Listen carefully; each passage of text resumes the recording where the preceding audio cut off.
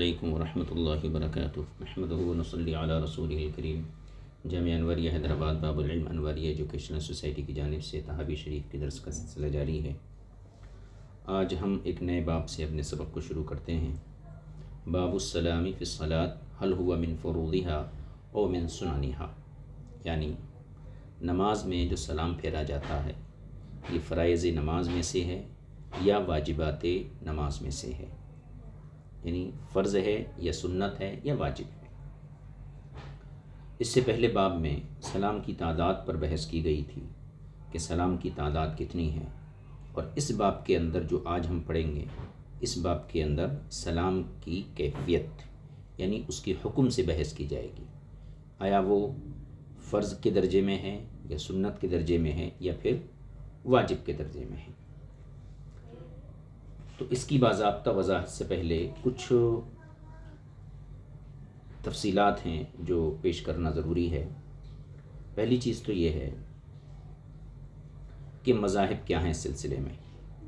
نماز سے نکلنے کے لیے سلام پھیرنا فرض ہے یا واجب ہے، تو فقہا کا اس سلسلے میں کیا اختلاف ہے، پہلے یہ چیز ہم پیش کر دیتے ہیں۔ دیکھیے، امام احمد بن حنبل اور اصحاب ظواہر کے یہاں نماز سے فراغت کے لیے لفظ سلام یہ بھی فرض ہے اور دو سلام پھیرنا یہ بھی فرض ہے۔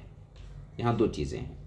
حنابلہ کے یہاں سلام پھیرتے وقت السلاموں کا لفظ بولنا یہ بھی فرض ہے، لہٰذا اس کی جگہ اگر دوسرا لفظ بولا گیا جب بھی نماز باطل۔ دوسری چیز، دو سلام فرض ہیں ان کے یہاں، اگر کسی نے ایک سلام کے ذریعے نماز سے باہر نکلنے کا عمل کیا تو پھر اس کی نماز باطل ہے۔ تو حنابلہ کے یہاں لفظ سلام بھی فرض ہے اور دونوں سلام فرض ہیں۔ یہ ایک مذہب ہوا۔ دوسرا مذہب امام شافعی اور امام مالک کا ہے۔ ان حضرات کے نزدیک لفظ سلام یعنی نماز سے فراغت کے لیے لفظ سلام تو فرض ہے، لیکن دونوں سلام یہ فرض نہیں ہے بلکہ ایک سلام فرض ہے۔ البتہ امام مالک کے نزدیک لفظ سلام تو فرض ہے لیکن قاعدہ اخیرہ یہ فرض نہیں ہے،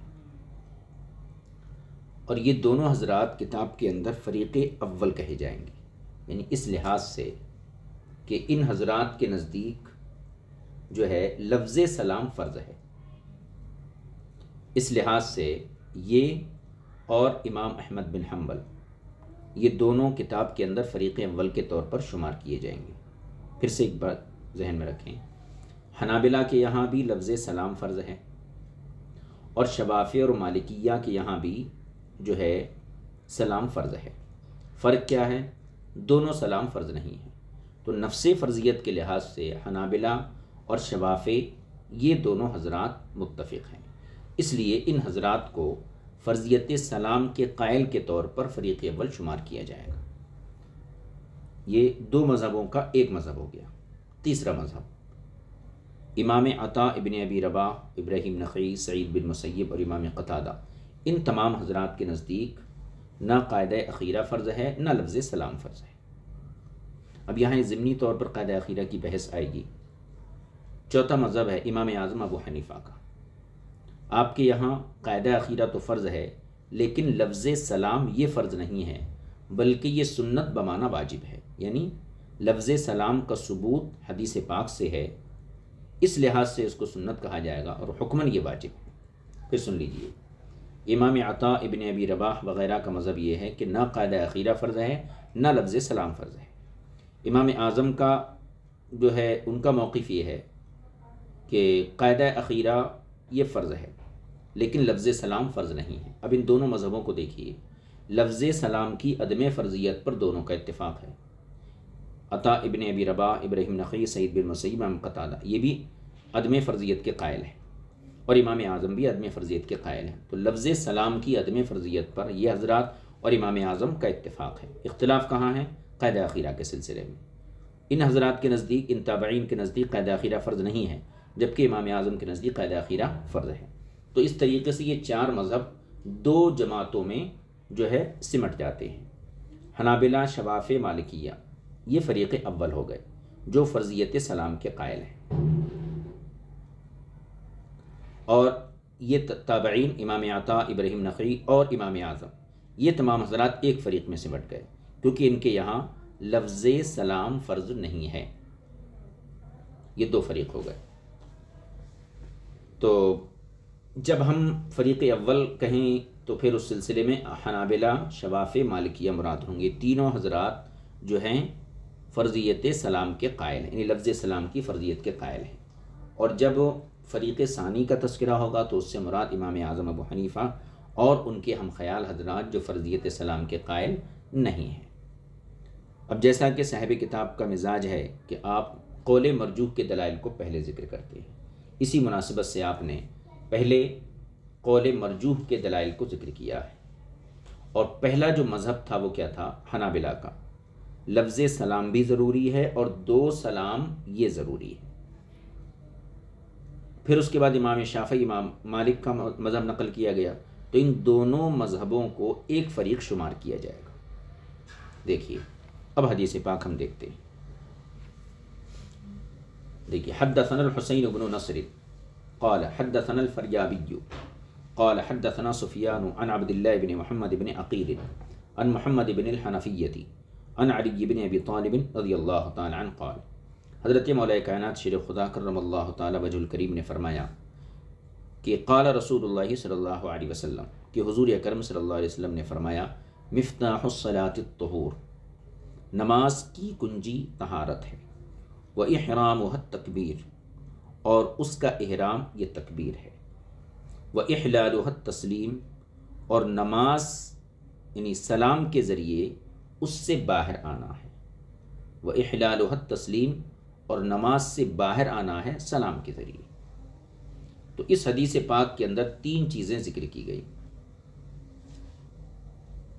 نماز کی کنجی طہارت ہے، یعنی جواز صلاۃ کا اعلیٰ طہارت ہے، اور نماز میں داخل ہونے کا جو اعلیٰ ہے تکبیر تحریمہ ہے، اور نماز سے فارغ ہونے کا جو اعلیٰ ہے وہ لفظ سلام ہے۔ لہذا جس طرح بغیر طہارت کے نماز جائز نہیں ہوتی اور بغیر تکبیر تحریمہ کے نماز میں داخلہ نہیں ہوتا، اسی طرح بغیر لفظ سلام کے نماز سے باہر نکلنا بھی جائز نہیں ہو سکتا۔ اس حدیث کی بنیاد پر مالکیہ نے یا شوافع اور حنابلہ نے لفظ سلام کی فرضیت کا قول کیا ہے۔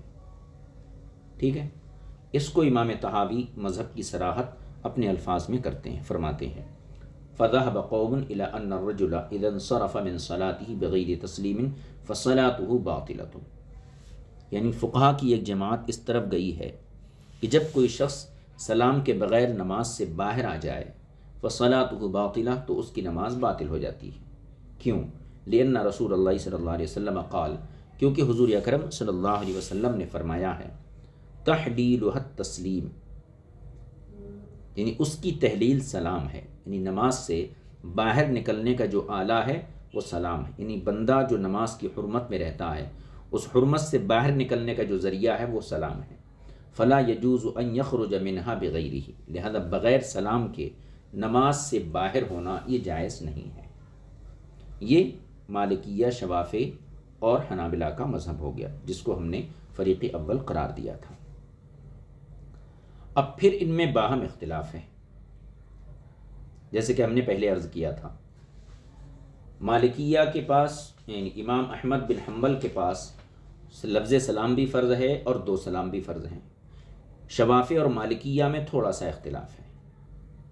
شوافع کے یہاں لفظ سلام فرض ہے لیکن دونوں سلام فرض نہیں، بلکہ ایک سلام فرض ہے، اور مالکیہ کے بھی ایسا ہی ہے۔ لیکن امام مالک کے نزدیک لفظ سلام تو فرض ہے، یعنی لفظ سلام کی فرضیت میں شوافع، مالکیہ اور حنابلہ تینوں کا اتفاق ہے، لیکن قاعدہ اخیرہ کی فرضیت میں اختلاف ہے۔ امام مالک رضی اللہ تعالیٰ عنہ کے نزدیک لفظ سلام تو فرض ہے لیکن قاعدہ اخیرہ فرض نہیں ہے۔ تو نفس سلام کی یعنی لفظ سلام کی فرضیت میں یہ تینوں حضرات متفق ہیں، لیکن قاعدہ اخیرہ کی فرضیت کے حوالے سے اختلاف ہو گیا۔ امام شافعی اس کو فرض مانتے ہیں اور کہنا چاہیے امام مالک جو ہیں اس کو فرض نہیں مانتے ہیں۔ اسی چیز کو امام طحاوی یہاں بیان فرمانا ہے۔ وخالفهم فی ذلک آخرون، اور اس سلسلے میں ان کی مخالفت کی ہے دوسرے فقہاء نے، فافترقوا علی قولین، اور ان کے دو الگ الگ قول ہو گئے، دو الگ الگ قول ہو گئے۔ پہلا قول فمنہم من قال، کچھ وہ ہیں جنہوں نے کہا اذا قعد مقدار التشہد فقد تم الصلاۃ وان لم یسلم، یعنی جو حضرات لفظ سلام کی فرضیت کے قائل نہیں ہیں، لفظ سلام کی فرضیت کے قائل نہیں ہیں، ان کے دو گروہ ہوئے۔ اب دیکھیے، امام اعظم ابو حنیفہ لفظ سلام کی فرضیت کے قائل نہیں ہیں، ان کے علاوہ سفیان ثوری ہیں، امام اوزاعی ہیں، امام عطا بن ابی رباح ہیں، ابراہیم نخعی ہیں، سعید بن مسیب ہیں، یہ تمام حضرات فرضیت سلام کے قائل نہیں ہیں۔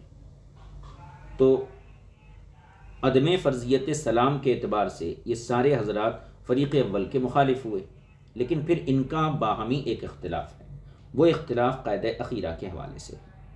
فمنہم من قال، تو کچھ وہ ہیں جنہوں نے یہ کہا کہ جب کوئی شخص تشہد کی مقدار بیٹھ جائے فقط تم صلاتہ، تو اس کی نماز پوری ہو گئی، وَإِن لَّمْ يُسَلِّمْ، اگرچہ وہ سلام نہ پھیرے۔ تو یہ کس کا مذہب ہوا؟ یہ ان تابعین کا مذہب ہوا جن کے یہاں نہ قاعدہ اخیرہ فرض ہے نہ سلام فرض ہے۔ اور امام مالک کا بھی یہی مذہب ہے۔ امام مالک جو ہیں سلام کی فرضیت کے تو قائل ہیں، لیکن قاعدہ اخیرہ کی فرضیت کے قائل نہیں ہیں۔ فمنہم من قال، تو کچھ وہ ہیں جنہوں نے یہ کہا اذا قعد مقدار التشہد فقد تم صلاتہ وان لم یسلم، اگر نمازی تشہد کی مقدار بیٹھ گیا تو اس کی نماز مکمل ہو گئی، اگرچہ اس نے سلام نہ پھیرا ہو۔ یعنی ان کے یہاں سلام پھیرنا یہ فرض، سلام یہ فرض نہیں ہے۔ یہ کون لوگ ہیں؟ یہ احناف کا مذہب ہے، چونکہ احناف کے یہاں سلام فرض نہیں ہے۔ دوسرا گروہ کون سا ہے؟ ومنہم من قال، اور کچھ وہ ہیں جنہوں نے یہ کہا اذا رفع رأسہ من آخر سجدۃ من صلاتہ، جب کسی شخص نے اپنی نماز کے آخری سجدے سے سر اٹھا لیا فقط تم الصلاۃ، تو اس کی نماز مکمل ہو گئی، وَإِن لَّمْ يَتَشَهَّدْ وَلَمْ يُسَلِّمْ، اگرچہ اس نے نہ تشہد پڑھا ہو اور نہ ہی اس نے سلام کیا ہو، نہ تشہد پڑھا ہو نہ سلام پھیرا ہو۔ یہ کون ہیں؟ یہ وہ تابعین ہیں جو عطا ابن ابی رباح، ابراہیم نخعی وغیرہ، ان کے یہاں نہ قاعدہ اخیرہ فرض ہے اور نہ ہی لفظ سلام فرض ہے۔ تو اس اعتبار سے ان میں اختلاف ہے، لیکن عدم فرضیت سلام کے حوالے سے دونوں کا اتفاق ہے۔ امام اعظم بھی یہی کہتے ہیں کہ سلام، لفظ سلام فرض نہیں ہے، اور یہ تابعین بھی یہی کہتے ہیں کہ فرض نہیں ہے۔ تو لفظ سلام کی عدمی فرضیت پر دونوں کا اتفاق ہے۔ اختلاف کہاں ہے؟ قاعدہ اخیرہ کے بارے میں۔ احناف کے یہاں قاعدہ اخیرہ فرض ہے، جبکہ ان حضرات کے نزدیک قاعدہ اخیرہ بھی فرض نہیں ہے، جیسے کہ لفظ سلام فرض نہیں ہے۔ تو یہ ضمنی اختلاف ہوا دونوں کے اندر۔ تو خلاصہ کلام یہ ہے کہ مالکیہ، شوافیہ اور حنابلہ کے یہاں لفظ سلام فرض ہے، اور احناف اور ان تابعین کے نزدیک لفظ سلام فرض نہیں ہے۔ ٹھیک ہے، لیکن پھر ان میں باہمی اختلاف ہے۔ احناف کے یہاں قاعدہ اخیرہ فرض ہے، سلام فرض نہیں ہے، اور ان حضرات کے نزدیک نہ قاعدہ اخیرہ فرض ہے اور نہ ہی سلام فرض ہے۔ یہ ہو گئی بات۔ اب اس حدیث کا جواب دے رہے ہیں۔ پہلی حدیث جو باب کے آغاز میں ذکر کی گئی، جس میں یہ کہا گیا تھا کہ نماز کی کنجی مفتاح الصلاۃ الطہور واحرامها التکبیر واحلالها التسلیم، اس حدیث پاک کے ذریعے حنابلہ، شوافی، مالکیہ نے لفظ سلام کی فرضیت کا قول کیا تھا۔ لہذا اس حدیث کا جواب امام طحاوی یہاں سے بیان فرما رہے ہیں، کہتے ہیں وَكَانَ مِنَ الْحُجَّةِ لِلْفَرِيقَيْنِ جَمِيعًا عَلَىٰ أَهْلِ الْمَقَالَةِ الْأُولَىٰ، اور پہلی بات کے کہنے والوں کے خلاف ان دونوں فریقوں کی دلیل یہ ہے۔ دونوں فریق سے مراد کون ہیں؟ جو حضرات عدم فرضیت سلام کے قائل ہیں، امام اعظم اور ان کے ہم خیال تابعی۔ وَكَانَ مِنَ الْحُجَّةِ لِلْفَرِيقَيْنِ جَمِيعًا، اور ان دونوں فریقوں کی دلیل یہ ہے علی اہل المقالۃ الاولیٰ، پہلی بات کے قائلین پر، یعنی شوافی، حنابلہ، مالکیہ، ان کے خلاف احناف اور احناف کے ہم خیال فقہا کی دلیل یہ ہے۔ وہ دلیل کیا ہے اس کو پہلے میں یہاں اجمالاً اپنے الفاظ میں ذکر کرتا ہوں، اس کے بعد صاحب کتاب نے جو اس کے لیے عبارت کا انتخاب کیا اس عبارت کے ضمن میں ہم اس کے جواب کو پڑھیں گے۔ دیکھیے، حضرت علی کی ایک روایت گزری پیچھے، جس کو حضرت علی سے روایت کرنے والے محمد بن حنفیہ تھے، اور ان سے روایت کرنے والے عبداللہ بن محمد بن عقیل تھے، اور ان سے فریابی، ان سے حسین بن نصر، اور ان سے امام طحاوی۔ تو حضرت علی کی وہ روایت یقیناً اپنی جگہ درست ہے، لیکن اس روایت کا وہ مطلب نہیں ہے جو فریق اول نے لیا ہے۔ کیوں؟ اس لیے کہ حضرت علی کا فتویٰ اس روایت کے برخلاف ہے۔ حضرت علی کا فتویٰ کیا ہے؟ ان کا فتویٰ یہ ہے، جب نمازی اپنے آخری سجدے سے سر اٹھائے تو اس کی نماز مکمل ہو جاتی ہے۔ یہ حضرت علی کا فتویٰ ہے۔ اب یہ تو ہم نے اردو میں یہاں ذکر کیا، یہ فتویٰ اس میں جو الفاظ آئے ہیں اس کو ہم سند کے ساتھ ایک مرتبہ پڑھ لیتے ہیں۔ دیکھیے، حدیث یہ ہے حضرت علی کی جو ابھی گزری، جس کا تقاضا یہ ہے کہ سلام فرض ہونا چاہیے، جیسا کہ مالکیہ، شوافیہ، حنابلہ نے قول کیا، لیکن خود حضرت علی کا فتویٰ اس کے خلاف ہے۔ وہ کیا ہے؟ یہ ابو بکرہ روایت کرتے ہیں، اور ان سے روایت کی، ان کو حدیث بیان کی ابو عاصم نے، اور وہ ابی عوانہ سے روایت کرتے ہیں، وہ حکم سے، وہ عاصم بن زمرہ سے، وہ حضرت علی سے۔ حضرت علی نے فرمایا، اذا رفع رأسه من آخر سجدۃ فقد تمت الصلاۃ، جب نمازی آخری سجدے سے اپنا سر اٹھا لے تو اس کی نماز مکمل ہو گئی۔ یہ حضرت علی کا فتویٰ ہے۔ تو حضرت علی کا فتویٰ یہ کہتا ہے کہ بغیر سلام کے بھی نماز مکمل ہو گئی۔ تو اگر سلام یہ فرض ہوتا تو حضرت علی رضی اللہ تعالیٰ عنہ سجدے کے اوپر ہی نماز کی تکمیل کا فتویٰ نہیں دیتے۔ اب دونوں کے درمیان تعارض ہو گیا۔ حضرت علی کی روایت یہ کہتی ہے کہ سلام فرض ہے، حضرت علی کا فتویٰ یہ کہتا ہے کہ سلام فرض نہیں ہے۔ اب اس میں دونوں روایتوں میں، حدیث میں اور فتوے میں، تطبیق کی صورت یہی ہے کہ ان کی روایت کا یہ مطلب لیا جائے کہ بغیر سلام کے فرض ادا ہو جاتا ہے، یعنی نماز میں سلام یہ فرض نہیں ہے، تو فرضیت صلاۃ یہ بغیر سلام کے بھی ادا ہو جائے گی، لیکن کامل نماز یہ ادا نہیں ہوتی ہے۔ تو یہ مطلب ہوگا ان کی روایت کا، اور فتوے کا مطلب یہ ہے کہ آخری سجدہ فرض ہے، اس کے بغیر فرضیت نماز ادا نہیں ہوتی ہے، اور سلام چونکہ فرض نہیں ہے اس لیے اس کا حضرت علی نے فتوے کے اندر کوئی تذکرہ نہیں کیا۔ لہذا ان کی روایت نفی، یعنی ان کی جو روایت ہے حضرت علی کی، تو حضرت علی کی جو حدیث ہے وہ روایت نفی کمال پر محمول ہوگی، یعنی بغیر سلام کے نماز کامل نہیں ہوتی ہے۔ لیکن اعادہ اس لیے ضروری ہوتا ہے کہ چونکہ وہ واجب ہے اس لیے اس کا اعادہ کیا جاتا ہے، اور آپ کا جو فتویٰ ہے کہ بغیر سجدے کے جس نے سجدہ کر لیا آخری تو اس کی نماز مکمل ہو گئی، تو آپ کا جو فتویٰ ہے یہ بغیر سجدے کے نفی جواز پر محمول ہے، یعنی جس نے سجدہ نہیں کیا تو اب اس کی نماز یہ جائز ہی نہیں ہوئی، صحیح ہی نہیں ہوئی، کہ بغیر سجدے کی نماز جائز نہیں ہوتی ہے، اور سجدے کے بعد بغیر سلام کی نماز جائز تو ہو جاتی ہے لیکن کامل نہیں ہوتی ہے۔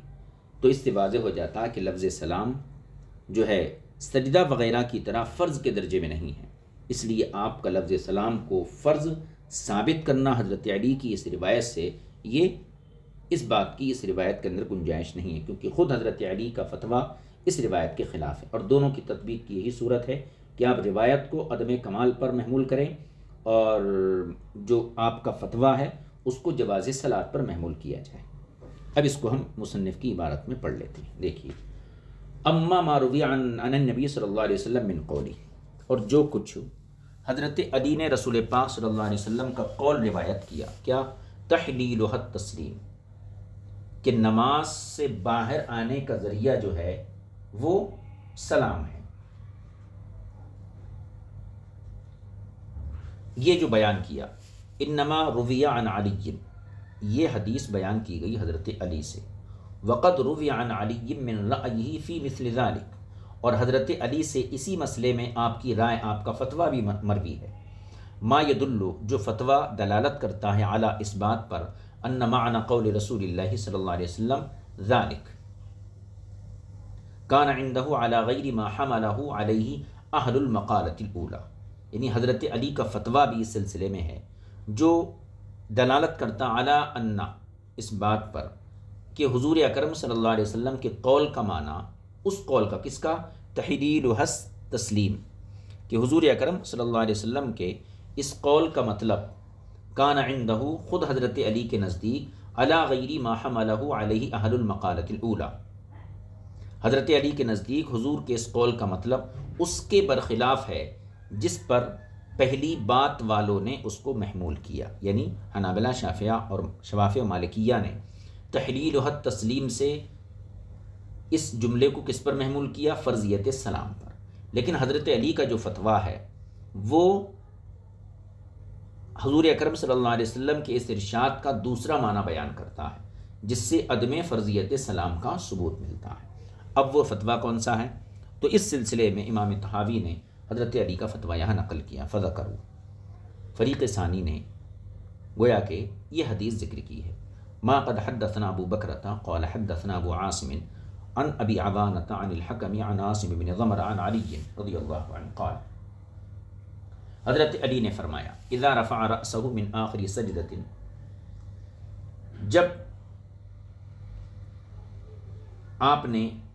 جب آخری سجدے سے سر اٹھا لے، فقد تم صلاتہ، تو نماز مکمل ہو گئی۔ اب یہ فتویٰ اس روایت کے خلاف ہے۔ فہذا علی، امام طحاوی کہتے ہیں تو یہ حضرت علی ہے۔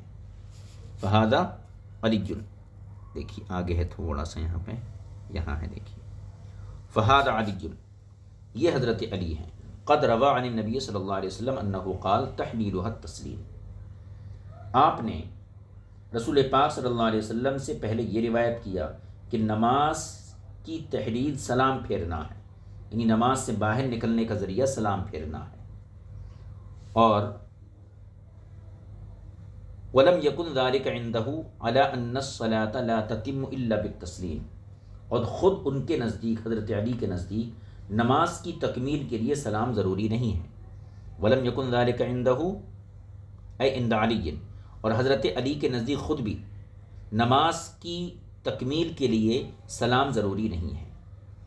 اذا كانت تتم عنده بما هو قبل التسلیم، کیونکہ ان کے نزدیک، حضرت علی کے نزدیک، سلام سے پہلے ہی نماز مکمل ہو جاتی ہے۔ اذ كانت تتم عنده بما هو قبل التسلیم، حضرت علی کے نزدیک سلام پھیرنے سے پہلے ہی نماز مکمل ہو جاتی ہے، جیسے کہ اوپر فرمایا اذا رفع رأسه من آخر سجدۃ فقد تم الصلاۃ، تو حضرت علی کے نزدیک سلام پھیرنے سے پہلے ہی نماز مکمل ہو جاتی ہے۔ وَكَانَ مَعَنَا وَتَحْلِيلُهَا التَّسْلِيمُ عِنْدَهُ أَيْضًا، اور حضرت علی کے نزدیک بھی حضور کے اس قول کا معنی بھی یہی ہے۔ کس قول کا؟ وَتَحْلِيلُهَا التَّسْلِيمُ کا معنی یہی ہے، هُوَ التَّحْلِيلُ الَّذِي يَنبَغِي أَن يَحِلَّ بِهِ،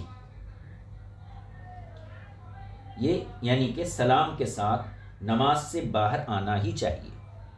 وَالتَّحْلِيلُ الَّذِي يَنبَغِي أَن يَحِلَّ بِهِ لَا بِغَيْرِهِ، کہ نماز سے باہر آیا جائے سلام کے ذریعے، اس کے علاوہ دوسری چیز کے ذریعے نماز کے باہر نہ آنا چاہیے۔ وَالتَّمَامُ الَّذِي لَا يَجِبُ بِمَا يَحْدُثُ بَعْدَهُ إِعَادَةُ الصَّلَاةِ غَيْرُهُ، اور نماز کی تکمیل یہ ہے کہ اگر اس کے بعد سلام کے علاوہ کسی بات کے ذریعے باہر آئے تو نماز لوٹانے کی ضرورت نہیں ہے۔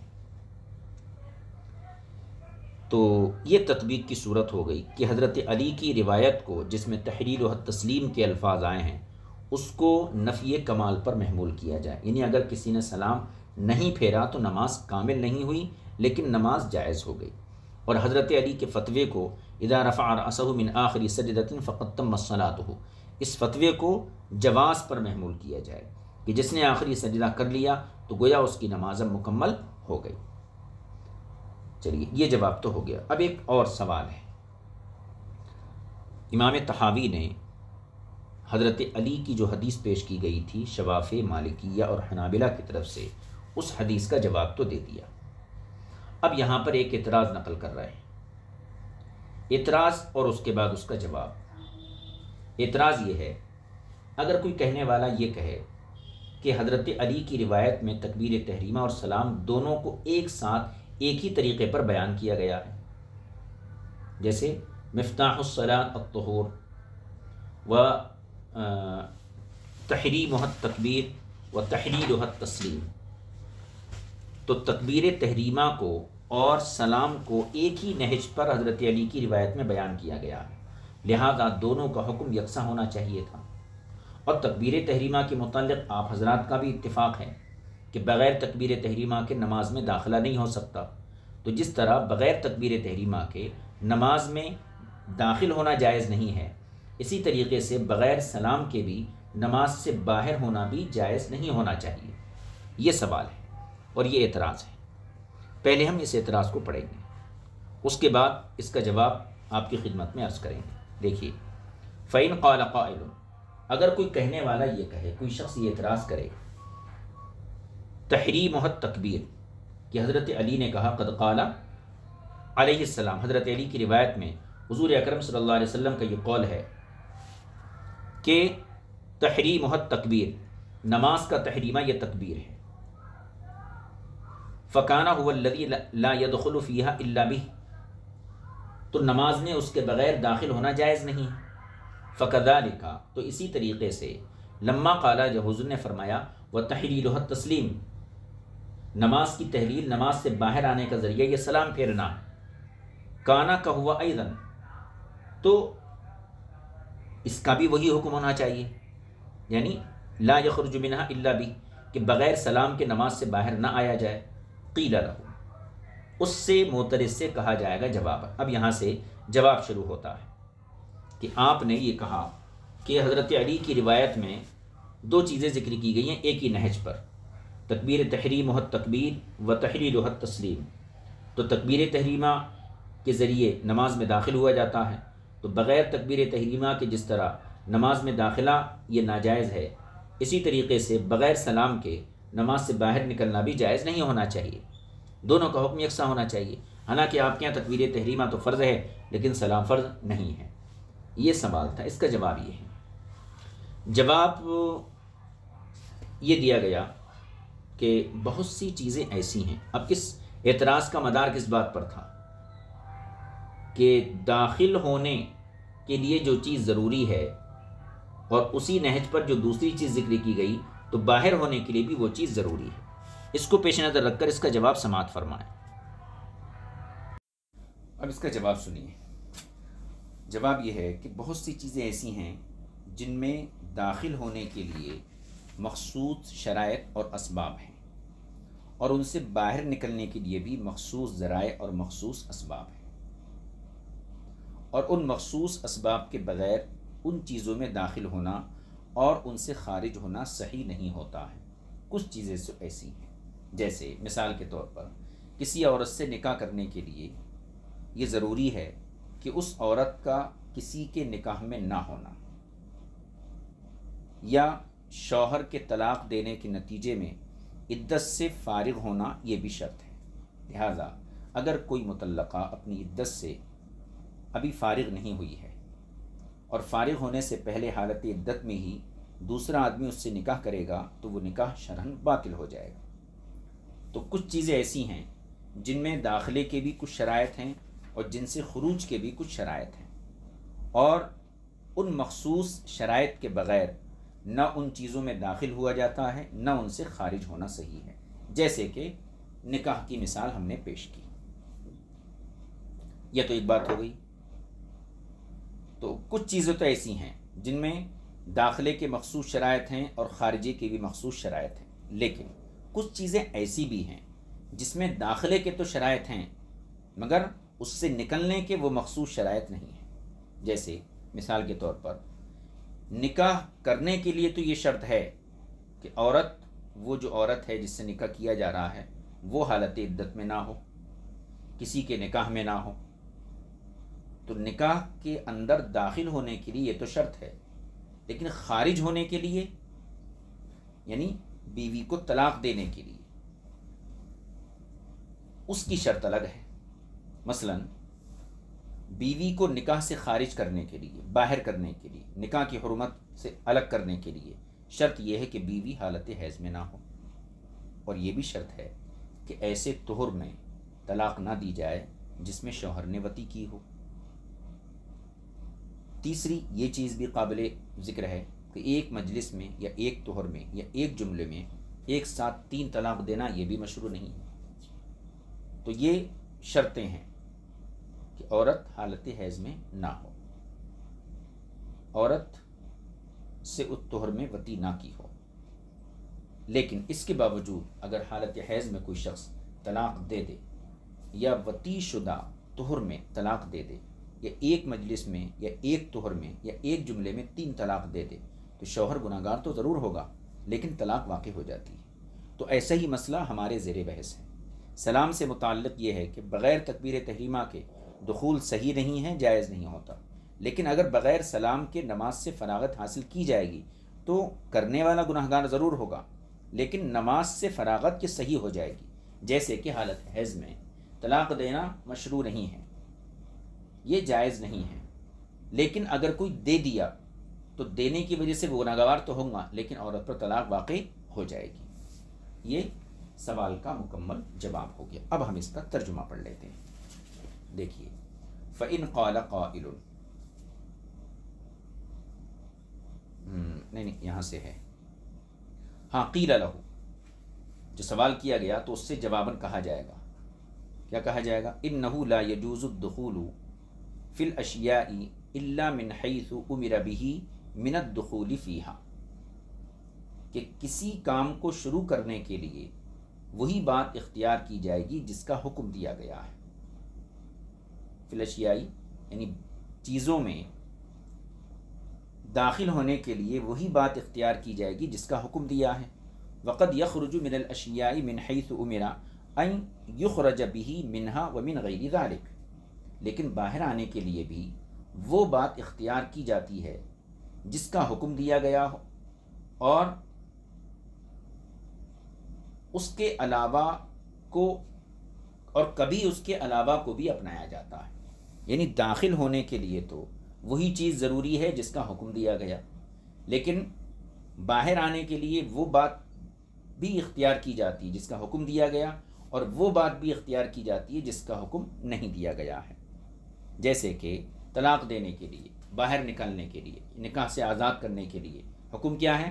حالت حیض میں طلاق مت دو، لیکن یہ طلاق حالت حیض میں بھی واقع ہو جاتی ہے۔ تو خلاصہ یہ کہ پھر سے اس ترجمے کو دیکھ لیجئے، جواباً کہا جائے گا کہ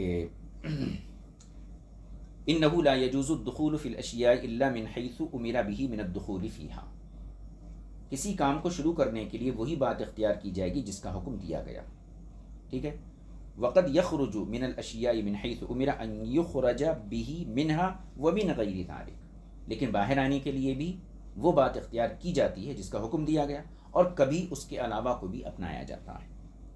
اب یہ دیکھیے، من ذالک، مثلا ہم دیکھتے ہیں، ان قد رأینا النکاح، ہم نے نکاح کو دیکھا، قد نہی ان یعقد علی المرأة وہی فی عدت، کہ عدت گزرنے والی عورت سے نکاح کرنا جائز نہیں، جس کی عدت ابھی چل رہی ہے۔ وکان من عقدہ علیہا وہی کذالک لم یکن بذالک مالکا لبضعها، اور جو آدمی اس حالت میں اس عورت سے نکاح کرے گا وہ اس کے ملک بضع پر مسلط نہیں ہوگا، یعنی ملک بضع کا مالک نہیں ہوگا۔ ولا وجب له علیہا، اور نہ ہی نکاح کا جو ہے وجوب پایا جائے گا، یعنی نکاح سے جو چیز ثابت ہوتی ہے وہ ملکیت بھی ثابت نہیں ہوگی۔ فی اشباہ لذالک کثیرۃ یطول بذکرها الکتاب، اور اس قسم کی بہت سی مثالیں ہیں جن کے ذکر سے کتاب جو ہے کافی طوالت اختیار کر جائے گی، ٹھیک ہے۔ ایک مثال ہو، وَأُمِرَ أَلَّا يَخْرُجَ مِنْهُ إِلَّا بِالطَّلَاقِ الَّذِي لَا إِثْمَ فِيهِ، اور نکاح سے باہر آنے کے لیے طلاق کا حکم دیا گیا، کیسے طہر میں؟ ایسے طہر میں لا اثم فی، جس میں کوئی گناہ نہ کی، یعنی جس میں صحبت نہ کی ہو۔ کہاں گیا؟ وَأُمِرَ أَن لَا يَخْرُجَ مِنْهُ إِلَّا بِالطَّلَاقِ الَّذِي لَا إِثْمَ فِيهِ، اور نکاح سے باہر آنے کے لیے طلاق کا حکم دیا گیا جس میں گناہ نہ ہو۔ اب ایسی کون سی طلاق ہے جس میں گناہ نہ ہو؟ وہ یہ ہے، وَأَن تَكُونَ الْمُطَلَّقَةُ طَاهِرًا مِنْ غَيْرِ جِمَاعٍ، وہ یہ ہے کہ عورت حیض سے پاک ہو اور اس طہر میں جماع نہ کیا ہو۔ فَكَانَ مَنْ طَلَّقَ عَلَى غَيْرِ مَا أُمِرَ بِهِ مِنْ ذَلِكَ فَطَلَّقَ ثَلَاثًا، بس جو شخص اس معمور بھی طریقے کے علاوہ طلاق دے، فطلق ثلاثا 3 طلاق دے، او طلق امرأتہ حائضا یا حالت حیض میں بیوی کو طلاق دے، یلزمہ ذالک تو یہ طلاق اس پر لازم آئے گی، وَإِن آگے دیکھیے وَإِن كَانَ آثِمًا اگرچہ وہ طلاق دینے والا گناہگار ضرور ہوگا لیکن طلاق تو واقع ہو جائے گی، وَيَخْرُجُ بِذَلِكَ الطَّلَاقِ الْمَنْهِيِّ عَنْهُ مِنَ النِّكَاحِ الصَّحِيحِ اور اس ممنوع طلاق کی وجہ سے بھی عورت صحیح نکاح سے باہر ہو جائے گی، صحیح نکاح سے باہر ہو جائے گی۔ فَكَانَ قَدْ بُيِّنَتِ الْأَسْبَابُ الَّتِي تُمْلَكُ بِهَا الْأَبْضَاعُ كَيْفَ ہی آگے فرماتے ہیں کہ وہ اسباب بھی بیان کر دیے گئے ہیں جن کے ذریعے ملک بضاع حاصل ہوتی ہے، والاسباب التي تزول بها الاملاک عنها اور وہ اسباب بھی واضح ہیں جن کے ذریعے یہ ملکیت ختم ہو جاتی ہے، کیف ہی وہ کیسے ہیں یہ سب بیان ہو گیا، ونہو عما خالف ذلك او شیئا منه اور اس کے خلاف کرنے سے منع کیا گیا، فکان من فعل ما نهی عنہ من ذلك لیدخل به فی النکاح لہذا جو شخص ممنوع طریقے سے نکاح کرنا چاہے، لم يدخل به فیہ تو وہ نہیں کر سکتا، وَإِذَا فَعَلَ شَيْءٍ مِّنْهُ لیکن اگر کچھ ایسا کرنا چاہے کہ ممنوع طریقے سے نکاح سے باہر آنا چاہے، لِيَخْرُجَ بِهِ مِنَ النِّكَاحِ اور اگر ممنوع طریقے سے نکاح کے باہر آنا چاہے، خرج بِهِ مِنْ تو وہ نکاح سے باہر آ سکتا ہے۔ تو یہ فرق ہو گیا، بعض چیزیں ایسی ہیں جس میں داخلے کے لیے ایک ضابطہ مقرر ہے اور اس کے بغیر دخول ناممکن ہے، لیکن لیکن اس سے نکلنے کے لیے کبھی ایسا ہوتا ہے وہ مخصوص چیزیں ضروری ہوتی ہیں، اور کبھی ایسا ہوتا ہے ان مخصوص چیزوں کے علاوہ بھی خروج یہ صحیح ہو جاتا ہے، جیسے کہ نکاح کرنے کے لیے ضروری ہے کہ عورت جو ہے دوسرے کے نکاح میں نہ ہو، لیکن اپنے نکاح سے عورت کو نکالنے کے لیے یہ بھی ضروری ہے کہ عورت حیض میں نہ ہو، لیکن اگر کوئی حیض میں طلاق دے دیا تو پھر طلاق واقع ہوگی، اگرچہ دینے والا یہ گناہگار ہوگا۔ آگے دیکھیے، فَكَانَ لَا يَدْخُلُ فِي الْأَشْيَاءِ إِلَّا مِنْ حَيْثُ أُمِرَ بِهِ یہ ترجمہ دیکھ لیجئے، فَلَمَّا كَانَ لَا يَدْخُلُ فِي الْأَشْيَاءِ إِلَّا مِنْ حَيْثُ أُمِرَ بِهِ بس جب یہ بات طے ہے کہ اشیاء میں داخلے کے لیے وہی طریقہ اختیار کیا جائے أُمِرَ بِهِ جس کا حکم دیا گیا ہے، وَالْخُرُوجَ مِنْهَا قد یکون من حیث امر بہ اور اس چیز سے نکلنے کے لیے کبھی تو وہی طریقہ اختیار کیا جاتا ہے جس کا حکم دیا گیا، وقد یکون بغیر ذلک اور کبھی جو ہے اس کے علاوہ دوسرے طریقے سے بھی نکلا جا سکتا ہے، دوسرا طریقہ بھی اختیار کیا جا سکتا ہے۔ ہاں کہاں گیا، کان کذالک فی النظر فی الصلاۃ لہذا قیاس بھی یہی ہے نماز میں کہ ان یکون کذالک کہ نماز میں بھی یہی حکم ہونا چاہیے، فیکون الدخول فیہا غیر واجب الا بما امر به من الدخول فیہا لہذا اس میں یعنی نماز میں اسی بات کے ساتھ داخل ہو سکتے ہیں جس کا حکم دیا گیا ہے، یعنی تکبیر تحریمہ، ویکون الخروج منها بما امر به مما یخرج به منها ومن غیر ذلک اور اس سے باہر آنے کے لیے کبھی وہ راستہ اختیار کیا جائے گا، مما امر به مما یخرج به منها کبھی وہ راستہ اختیار کیا جائے گا جو بتایا گیا ہے جس کا حکم دیا گیا ہے، ومن غیر ذلک اور کبھی اس کے علاوہ دوسرے طریقے سے بھی نکلا جائے گا۔ یہ سوال تھا اور سوال کا یہ تفصیلی جواب صاحب کتاب نے یہاں تک پیش فرما دیا۔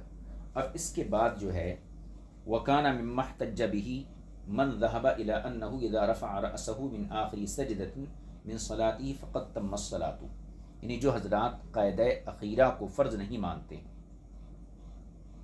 ان کی تائید میں یہاں پر ایک روایت پیش کی گئی، گویا یہاں پر جو ہے جو تابعین ہیں عطا ابن ابی رباح وغیرہ ہیں وہ قاعدہ اخیرہ کو فرض نہیں مانتے ہیں، اور اسی طریقے سے امام مالک بھی قاعدہ اخیرہ کو فرض نہیں مانتے ہیں، تو اس قول کی تائید میں یہاں پر حدیث بیان کی جائے گی، پھر اس کے بعد جو ہے فریق ثالث کی طرف سے دلائل پیش کیے جائیں گے، تو انشاءاللہ ان تمام مباحث کو ہم آئندہ درس میں آپ کی خدمت پیش کریں گے۔ وصلی اللہ علی نبی الکریم وآلہ وصحبہ اجمعین والحمد للہ رب العالمین۔ خیال رہے وکان مما احتج به من ذهب الى انه اذا رفع راسه من آخر سجدة من صلاتی فقد تم الصلاۃ. یہاں سے ہمارا سبق شروع کیا جائے گا آئندہ نشست میں. السلام علیکم ورحمۃ اللہ وبرکاتہ.